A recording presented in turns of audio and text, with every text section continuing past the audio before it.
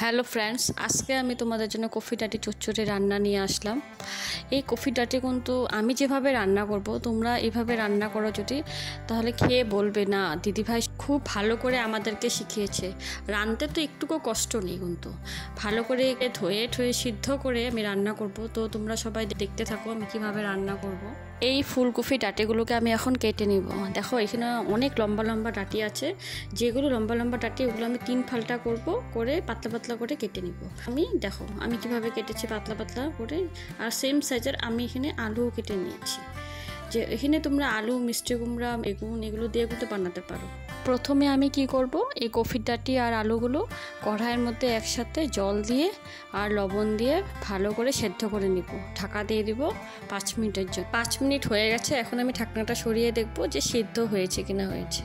হ্যাঁ, ভালো করে কিন্তু সেদ্ধ হয়ে গেছে। এখন আমি এগুলো সেঁকে নিব। সেঁকে নিয়ে এখন আমি কড়াইটা বসিয়ে দিলাম। আমি ফোড়ন দেব কালো জিরা দিয়ে এখানে সেদ্ধ করে রাখা কফির ডাটিগুলো আর আলুটা একসাথে দিয়ে দেব। তার সাথে আমি স্বাদ অনুযায়ী লবণ, হলুদ দিয়ে আর কাঁচা লঙ্কা দিয়ে ভালো করে নেড়ে চেড়ে আবারও আমি 5 মিনিটের জন্য ঢাকা দিয়ে দেব, যাতে ভালো করে সেদ্ধ হয়ে যায়। আর একটু এখন আমি ঢাকনাটা সরিয়ে দেখব যে তরকারিটা ভালো করে হয়েছে কিনা হয়েছে না, এটা আরেকটু হতে লাগবে। সেই জন্য আমি এখানে একটু গরম জল দিয়ে দেব। গরম জল দিয়ে তারপর এখানে আমি স্বাদ অনুযায়ী চিনি দিয়ে দেব। চিনি দিয়ে তারপর আরেকটু নাড়াচাড়া করে একটু রেখে দিব। দেখো আমার তরকারিটা সব জল চুষে নিয়েছে, কিন্তু এখন তরকারিটা প্রায় আমার হয়ে এসেছে। তারপর আমি এখানে কেটে রাখা ধনেপাতা কুচি দিয়ে দেব। সেম করে তোমরা এরকম করে কফি ডাটি চচ্চড়ি রান্না করে খেয়ে দেখবে।